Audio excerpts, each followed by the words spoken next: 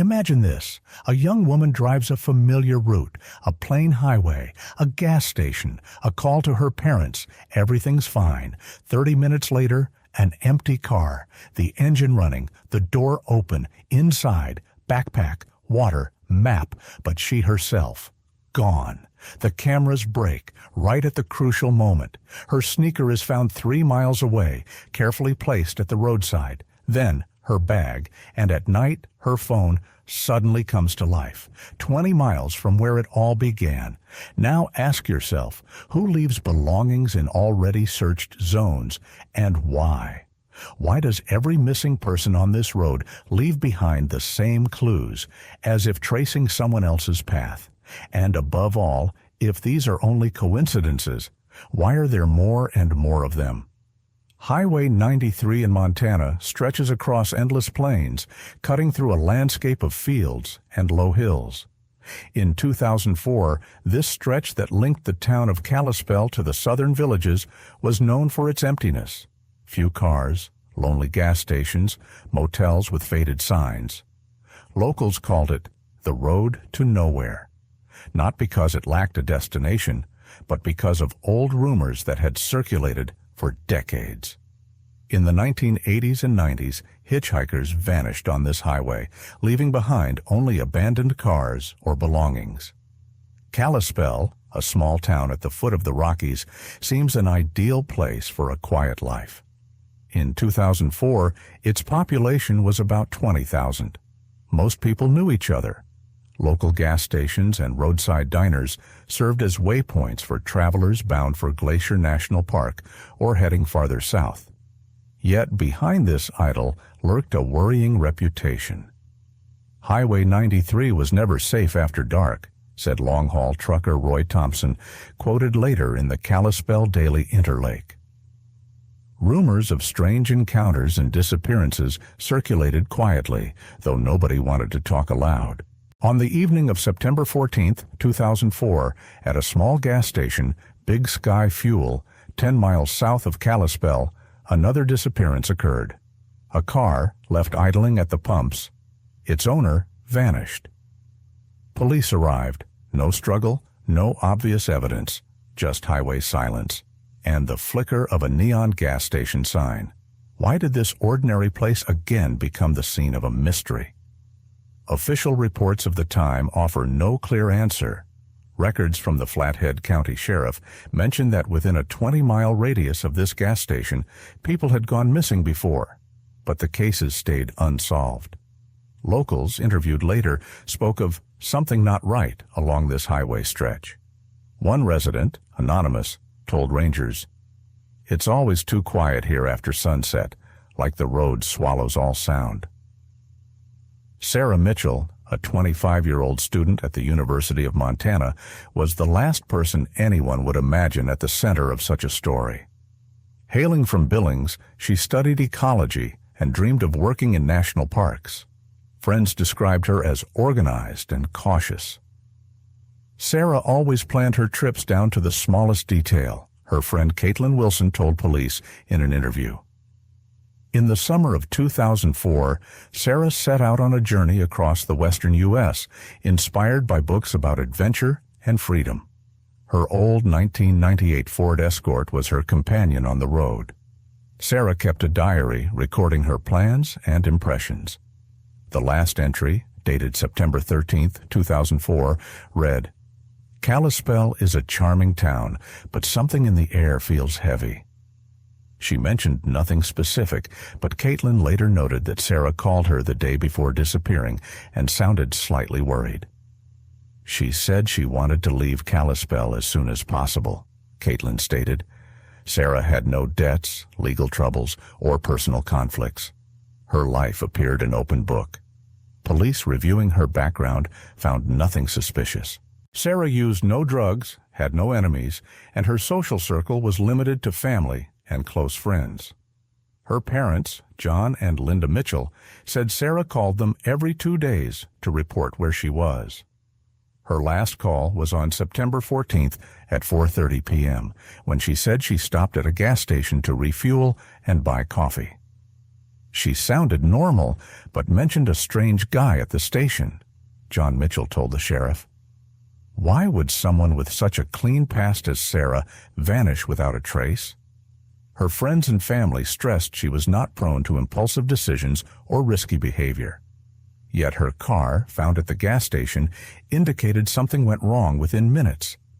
The police report noted, "No signs of abduction or assault, just an empty car and an open door." September 14, 2004, started as just another day on Sarah's journey. According to her diary, she left a motel in Kalispell at 10 a.m., planning to reach Missoula by evening. At 2 p.m., she stopped at the Glacier Diner, 5 miles outside Kalispell. Waitress Marge Hansen said Sarah ordered a sandwich and coffee. She looked tired, but not worried, Marge told police. Sarah sat by the window, leafing through a map, and left about 40 minutes later. At 4:30 p.m., Sarah called her parents to say she was fueling up at Big Sky Fuel and would soon be back on the road. The call lasted less than 2 minutes. Cell phone records showed the signal came from a tower 2 miles from the station. At 5:15, she texted her friend Caitlin, "There's some weird guy here staring. I'm moving on." That was the last message sent from her phone. The gas station's camera, placed above the store entrance, captured Sarah exiting her car at 5:10 p.m. She entered the store, bought a bottle of water, and returned to her car 5 minutes later. The cashier, 19-year-old Brandon Clark, later told police that Sarah seemed calm, but glanced nervously at a man standing by the next pump. He was in a dark jacket with a hood up, nothing special, but she looked wary, Brandon recalled. The camera could not clearly capture the man's face due to low image quality. At 5:20 p.m., Sarah was supposed to leave, but her car remained. By 6 p.m., as the sun began to set, the gas station attendant noticed Sarah's Ford Escort still idling by the pump. The driver's side door was open. The keys were still in the ignition. Brandon called the police, thinking the driver might be in the shop or restroom, but Sarah never returned. What could have made her leave her car in such a state? The police log recorded the call at 6:07 p.m., noting the total lack of any tracks or disturbance in the parking lot. When Flathead County officers arrived at Big Sky Fuel at 6:25 p.m., the scene appeared deceptively simple. Sarah's car, a blue Ford Escort, stood at pump number 3, the engine running, headlights on, the keys in the ignition. On the passenger seat, an open backpack with her belongings, wallet, a map of Montana, a pack of gum, no signs of struggle, no damage to the car. Everything looked as if she was about to come back at any moment, Officer David Wilson wrote in his report. The search of the gas station produced no new leads. The camera above the store entrance showed Sarah entering and leaving between 5:10 and 5:15, but she never appeared in the frame again. A second camera, covering the lot, was out of order, a fact that would later trouble investigators. Cashier Brandon Clark confirmed he did not see where Sarah went and noticed nothing suspicious after she left the store. The only oddity he recalled, the man in the dark jacket drove away almost immediately after Sarah. Police interviewed 2 further witnesses found at the station, truck driver Roy Thompson and a local man buying cigarettes. Roy reported seeing Sarah speaking with someone at her car, but couldn't make out their face as dusk fell. "They only talked for about 30 seconds. Then I looked away," he stated. The second witness noticed nothing.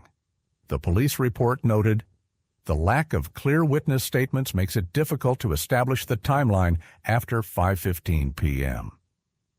By 7 p.m., police called in a canine unit, but the dogs could not pick up her scent. They just circled the car as if the trail stopped right at the vehicle, canine handler Michael Reed wrote in his log. The first night's search turned up nothing, and Highway 93 slipped into darkness, broken only by the blinking gas station sign. What happened in those few minutes when Sarah vanished? Big Sky Fuel, the gas station on Highway 93, 10 miles south of Kalispell, looked like a typical roadside stop in rural America on the evening of September 14, 2004. A solitary neon sign flickered above the entrance, casting a dull green glow across the asphalt. Fields stretched outward, melting into low hills, and the nearest town was a 15-minute drive away. According to cashier Brandon Clark, after 5 p.m., the station rarely had more than 2 or 3 cars at a time. "This place seems to freeze when the sun goes down," he noted in the Flathead County Police report. It was here at pump number 3 that Sarah Mitchell's car was left, door open, engine running. Police arrived on scene at 6:25 p.m. and conducted an initial inspection. Officer David Wilson recorded in his report, 1998 Ford Escort, blue, engine running, tank 3/4 full. No tire marks or signs of damage. Sarah's backpack on the passenger seat contained $43 in her wallet, a map of Montana, and a bottle of water bought at 5:15. The dusty asphalt around the car held no shoe prints, something detectives found odd given the dry weather. The canine unit, called at 7:30, failed to pick up a scent, even after letting the dog smell Sarah's clothes from her backpack. The station sat at the intersection of Highway 93 and a secondary dirt road leading to an abandoned farm field. That road, barely visible on maps, disappeared into darkness, with no streetlights, no houses. Ranger Michael Reed, involved in the search, noted in his report, "After sunset, this area feels cut off from the world. Even car noises get swallowed by the wind." Police searched a 500-meter radius, but found nothing but empty beer cans and an old tire. Twilight wrapping the highway added to the sense of unreality. Kalispell's weather service reported that evening's temperature dropping sharply from 18 to 8 degrees within the hour as a thin mist began to cling to the road. It happens here in the fall, but there was still something wrong about it. A local driver passing at 6:30 p.m. told the Kalispell Daily Interlake. Why would Sarah, set on going farther, leave her car in this place at that hour? Kalispell, for all its quiet reputation, was no stranger to rumors. By the morning of September 15, 2004, news of Sarah Mitchell's disappearance had spread among locals. At Glacier Diner, where Sarah ate just hours before vanishing, waitress Marge Hansen told police she'd overheard talk about Highway 93. "People say hitchhikers went missing here since the 80s. Nobody likes driving this road at night," read her interview transcript. These rumors, never formally confirmed, framed the case with an added sense of dread. A local resident, 62-year-old farmer William Bill Crow, told rangers about a 1992 case when a 19-year-old boy vanished on the same stretch of highway. "They found his bike in a ditch, but he himself was gone. Police never dug up anything," Bill said, refusing to speak on camera for local station KCFW. Other residents interviewed in the first days recalled similar stories. In 1987, a girl vanished after stopping at a motel 20 miles south. In 1998, a truck driver disappeared, his rig left on the roadside with headlights on. Flathead County Police checked the archives to verify these stories. In her September 16th report, Detective Linda Hayes wrote, "Locals mention at least 3 disappearances on Highway 93 in the last 20 years. All cases remain unsolved. Still, witnesses avoided details, as if afraid to draw attention to the road. One source, an anonymous gas station owner nearby, told rangers, 'After sunset, better not to stop. People feel something's wrong out there.' These comments, though not evidence, fostered a sense of uncertainty. The police log noted that most locals avoided Highway 93 after dark, opting for detours. "It's not just a road, it's a place where people vanish," the newspaper quoted an anonymous local. But what made this stretch so frightening? Flathead County investigators, probing Sarah's disappearance, compared her case with earlier ones from Highway 93. Sheriff's records held the 3 cases locals had cited from 1987, 1992, and 1998. In 1987, 22-year-old Lori Ann Davis, a tourist from Oregon, vanished after a stop at the Starlight Inn Motel 20 miles from Big Sky Fuel. Her car was found in the parking lot, trunk open. In 1992, 19-year-old Cody Parker's motorcycle was discovered in a ditch, but Cody himself was never found. In 1998, truck driver Ron McCabe's rig was found with headlights on, driver gone.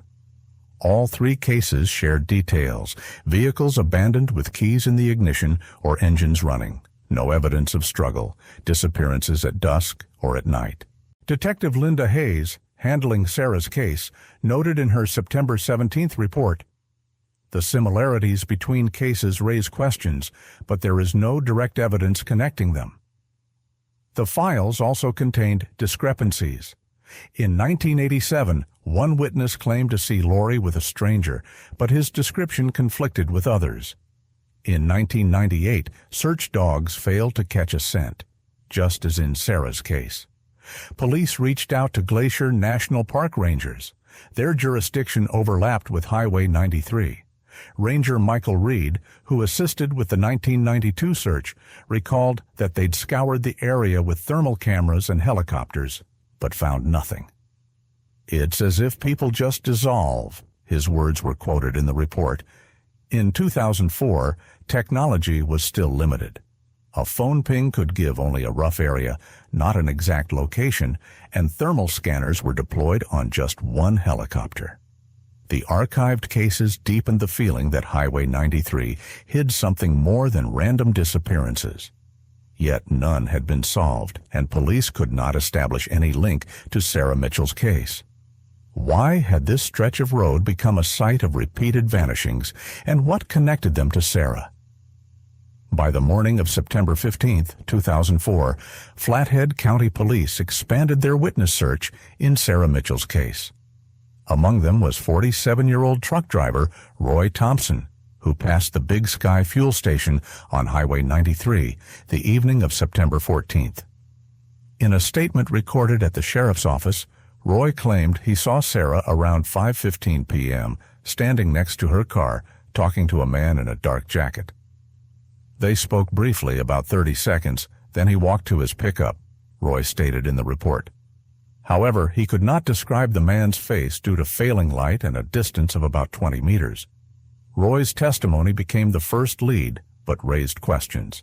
According to the gas station camera, Sarah left the store at 5:15 p.m. and returned to her car, but no man was visible nearby. Detective Linda Hayes, leading the case, noted in her report, "The witness claims to have seen a conversation, but the camera captures only Sarah approaching her car. He may have been mistaken in timing." Roy stood by his story, but declined further interviews, citing a busy schedule. His pickup, a vintage Dodge Ram, was checked by police without finding any evidence. Police sought other witnesses who might have seen the man in the dark jacket. Cashier Brandon Clark confirmed he saw a similar person near the adjacent pump, but did not notice him speaking to Sarah. "He filled up and left. Nothing strange," Brandon told Officer David Wilson. Contradictions in Roy's and Brandon's accounts complicated building a clear timeline. Roy claimed the man left right after the talk, but cameras did not record the pickup leaving then. Investigators noted that Roy seemed evasive when asked about the man's appearance. "I couldn't make out details. It was dark," he repeated in the report. This sparked suspicion, but police found no grounds to consider Roy involved. His vague statements remained the only indication that Sarah might have interacted with someone before vanishing. Why did the witness see what the camera did not? And who was that man?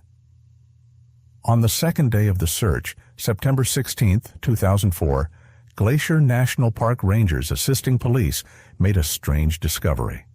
3 miles south of Big Sky Fuel, along the dirt road leading to an abandoned field, they found one of Sarah's sneakers, a white Nike, size 7. The sneaker stood neatly on the roadside, as if intentionally placed. It looked clean, without dust, though the road was dry and dusty, Ranger Michael Reed wrote in his report. The second sneaker Sarah wore was never found. This find puzzled investigators. Forensic analysis confirmed the sneaker belonged to Sarah. Her DNA was found inside, and the sole matched the ones described by her friend Caitlin Wilson. Yet there were no footprints, no tire marks, no trace to explain how the sneaker ended up there. It doesn't make sense, Detective Linda Hayes wrote in her report. If Sarah was walking, where's the other shoe? If she was taken, why leave a sneaker? Police searched the field with canine units, but the dogs again failed to pick up a scent. The dirt road where the sneaker was found led to an abandoned barn half a mile from the highway. Rangers checked the barn. It was empty, the floor rotting, surrounded by weeds. No sign Sarah had ever been there.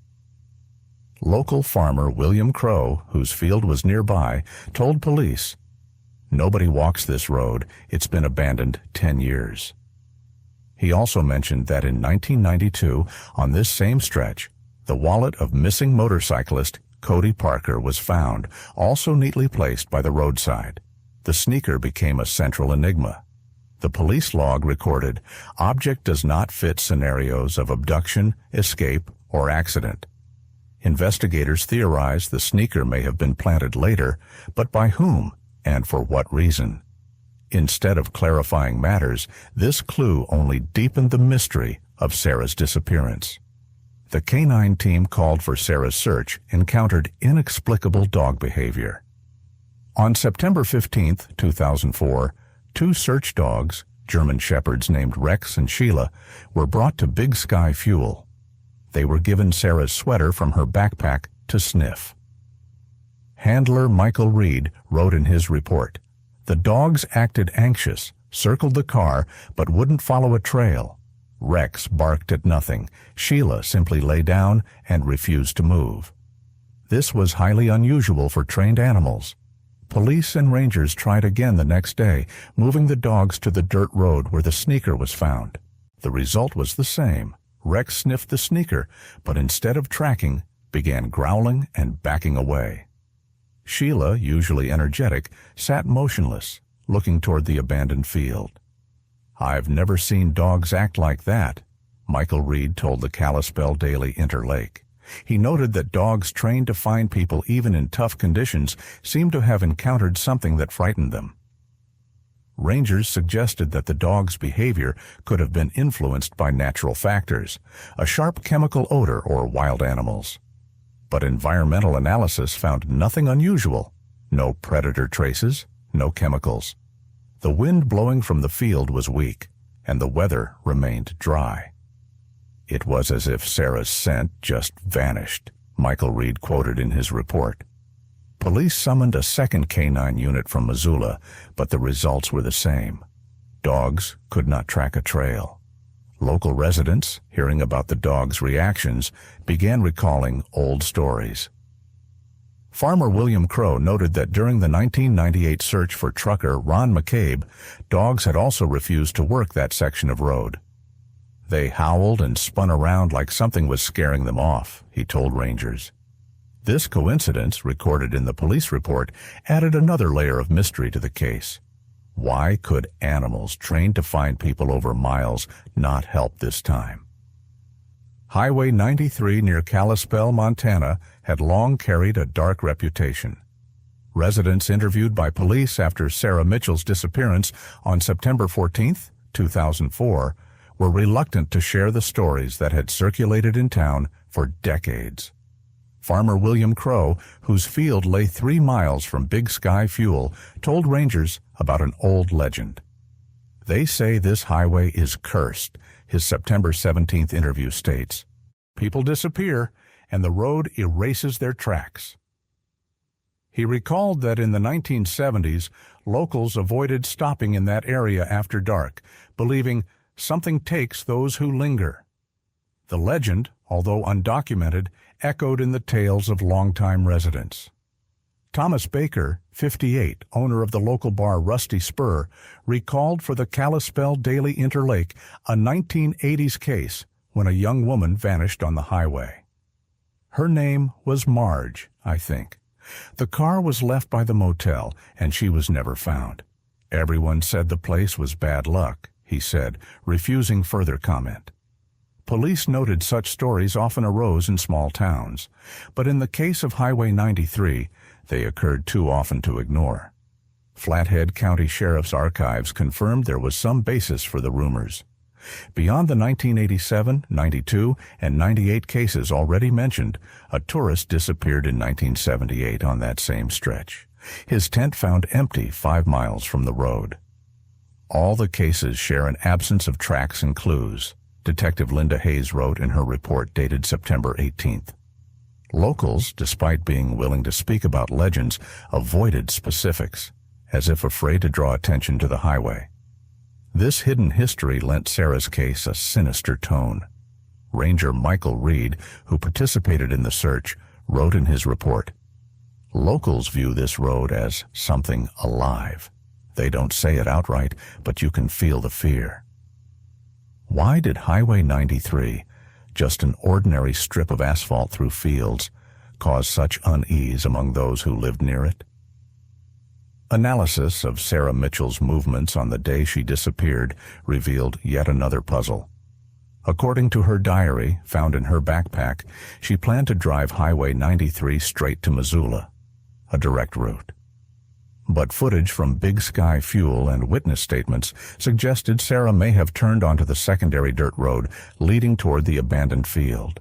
She never mentioned plans to deviate from her route, Sarah's friend, Caitlin Wilson, told police on September 16th.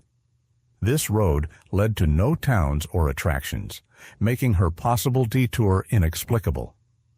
Police and rangers searched the dirt road, which stretched 2 miles to the abandoned barn. The road, covered in dust and gravel, showed no tire tracks from Sarah's car or from any other vehicle. If she walked, her sneaker prints should be here, Detective Linda Hayes wrote. Sarah's sneaker, found at the roadside, only deepened the mystery. Analysis confirmed it was hers. But the absence of the other sneaker and of any tracks made the idea she went on foot illogical. Ranger Michael Reed, who participated in the search, said the dirt road was rarely used even by local farmers. It leads nowhere, just to an old barn unused since the 1990s, his report quoted. Police checked the barn using a Bell 206 helicopter fitted with a thermal imager, but found no sign anyone had been there.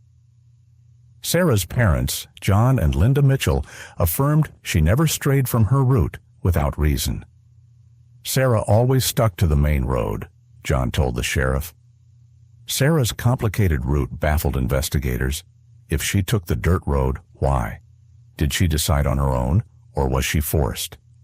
The police log noted, "The illogic of the victim's movements contradicts her habits and plans." This detail, like the sneaker found at the roadside, did not fit the standard models of abduction or escape. Delving into the Flathead County Sheriff's Archives raised more questions. Sarah Mitchell's case, opened September 14, 2004, was compared with earlier disappearances on Highway 93, but the documents contained disturbing inconsistencies. In the 1987 case of Lori Ann Davis, a witness said Lori was seen with a man in a dark jacket, but later files omitted any reference to this witness. "Someone removed his name from the record," Detective Linda Hayes wrote on September 19th, reviewing the old files. In the 1992 record of motorcyclist Cody Parker, reports of the bike's discovery time varied. Some said 7 p.m., others 10:30 p.m. That gap, 3.5 hours, made the timeline unreliable. A similar problem arose in the 1998 trucker Ron McCabe case. The report claimed the rig was found 2 hours after the disappearance, but the duty log registered the call 6 hours later. "Such discrepancies have no place in official records," quoted Linda Hayes in her report. Police consulted the sheriff's archivist, 60-year-old Richard Green, who had worked the county since the 1970s. Richard confirmed that records on Highway 93 disappearances often contained errors or missing pages. "I saw files lost or rewritten, but I can't say if it was by accident," he told the detective.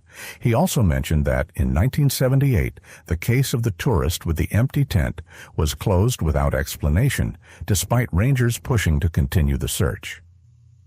These archival inconsistencies amplified the sense that Highway 93 hid more than a string of random incidents. The September 20th police log noted, "The archives do not provide a clear picture.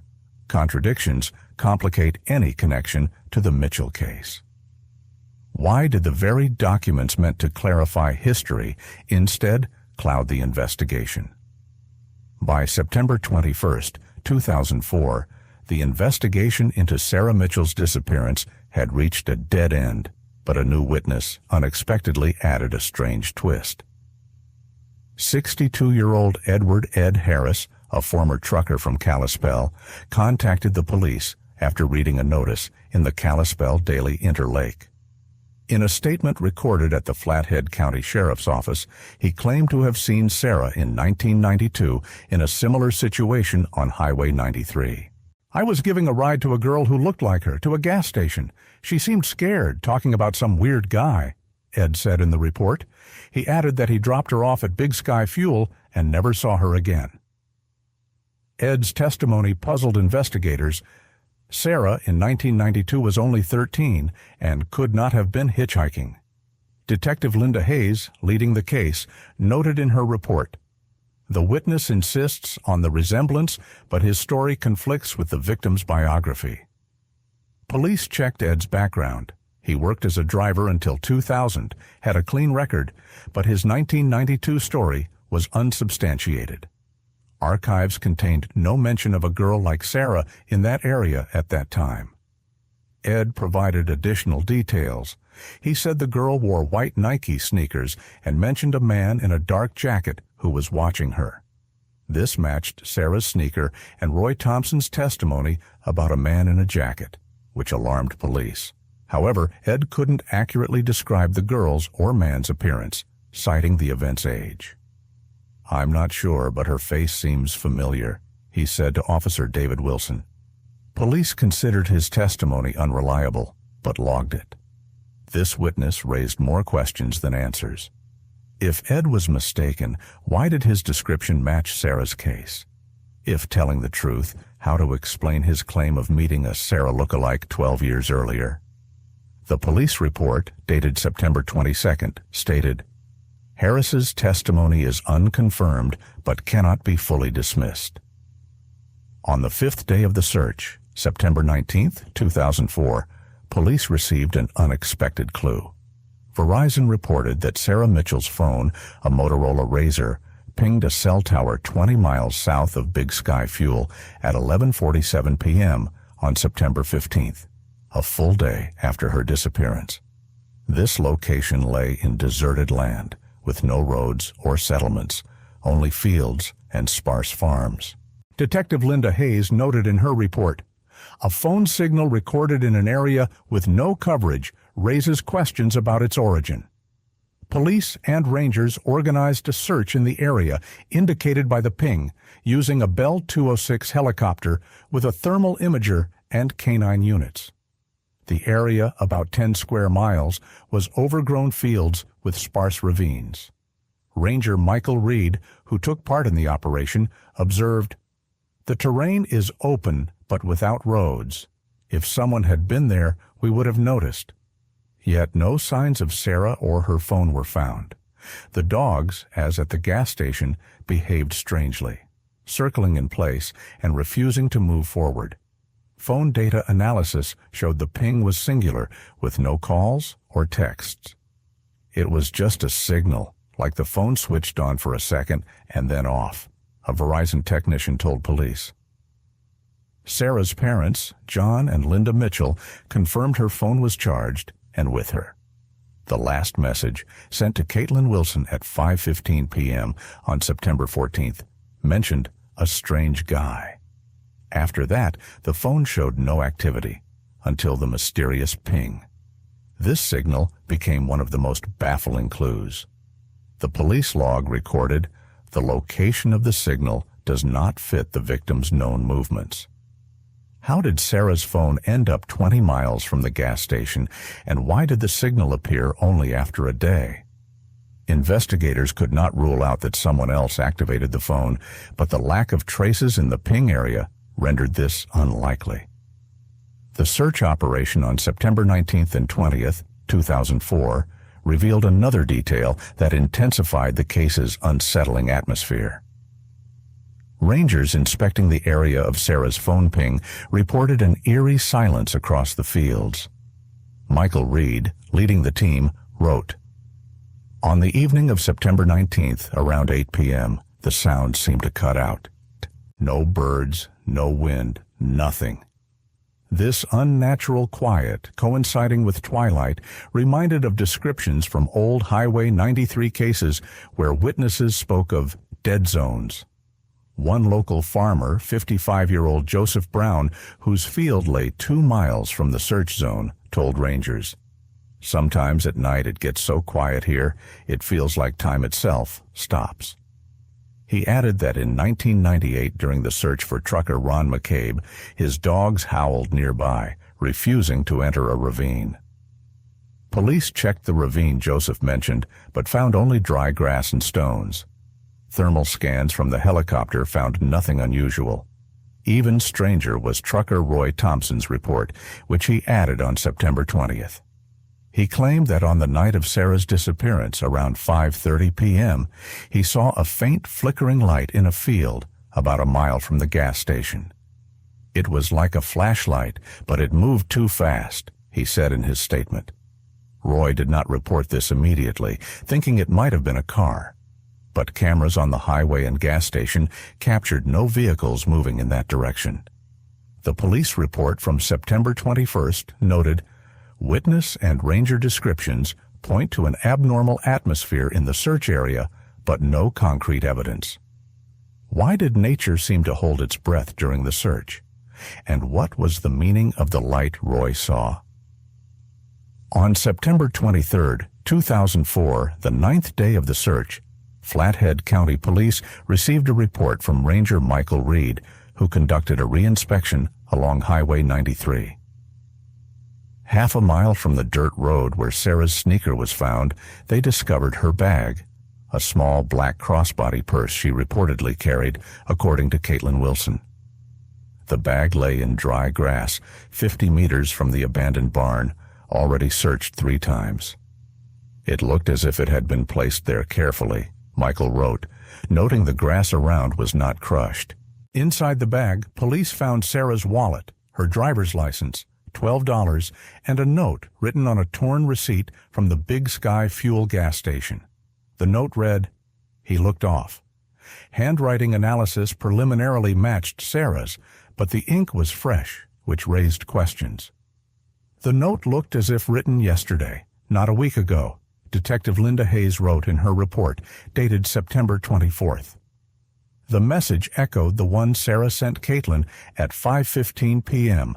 on September 14th, but its presence in a previously searched area seemed impossible. The most troubling fact was that the area where the bag was found had been searched with dogs and thermal imaging on September 19th, and nothing had been found. Ranger Michael Reed confirmed to police, "We combed that field meter by meter. The bag wasn't there." A police log recorded, "Evidence found in a previously searched zone contradicts the logic of the search operation." Forensic tests found no fingerprints or DNA on the bag or note other than Sarah's, ruling out the possibility the items were planted by a third party. This discovery deepened the paradox. If Sarah left the bag herself, how did it end up in a place already searched? If someone planted it later, why were there no traces? This clue raises more questions than it answers, Linda Hayes wrote in her report. The bag, like the sneaker found earlier, became a symbol of the mystery that didn't fit any standard scenario. By the end of September 2004, Flathead County Police officially acknowledged that standard explanations for Sarah Mitchell's disappearance, abduction, escape, or accident, were unsupported by evidence. The abduction theory seemed plausible because of the man in the dark jacket mentioned by witnesses, but the lack of struggle, fingerprints, or any witness seeing Sarah with someone after 5:15 p.m. rendered it shaky. There is no evidence of forcible capture, Detective Linda Hayes wrote in her September 25th report. The pickup mentioned by trucker Roy Thompson was never identified. The runaway theory also could not stand scrutiny. Sarah's parents, John and Linda Mitchell, confirmed she had no reason to disappear, no debts, conflicts, or psychological problems. Her diary and calls with friends showed she planned to continue her journey. Sarah was happy. She loved her trip, said Caitlin Wilson in her police interview. The abandoned car, with keys and backpack inside, contradicted the idea of a voluntary departure. An accident, falling in a ravine or animal attack, was ruled out by the absence of blood, disturbed terrain, or predator signs. Ranger Michael Reed, part of the search team, noted, "In Montana, bears or cougars leave tracks. Here, there was nothing." The strange behavior of the search dogs, refusing to follow a trail, and inexplicable clues, the sneaker and bag, only deepened the uncertainty. The police log from September 26th stated, "None of the working hypotheses explain all the facts."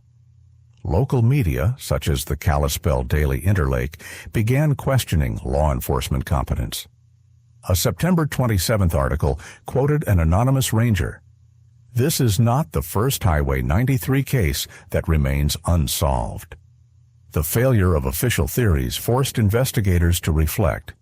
What if Sarah's case was connected to something beyond standard investigation? By early October 2004, Sarah Mitchell's case was surrounded by unanswerable questions. Why was her car left with the engine running and the door open, yet with no traces of struggle? Who was the man in the dark jacket mentioned by Roy Thompson and cashier Brandon Clark, and why did cameras not catch him leaving? How did Sarah's sneaker turn up 3 miles from the station and her bag in a field that had already been searched? These details, recorded in police reports, created the sense that the investigation was confronting something inexplicable. The ping from Sarah's phone, registered a day later and 20 miles from the gas station, deepened the riddle. "A phone can't just switch on in a dead zone," said the Verizon technician to police. If someone used the phone, why were there no calls or messages?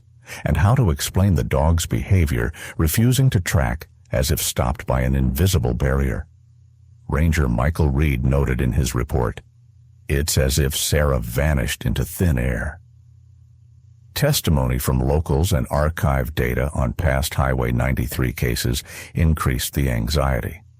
Legends of a cursed road and accounts of unnatural silence, like those from Farmer Joseph Brown, could not be evidence, but set a grim tone.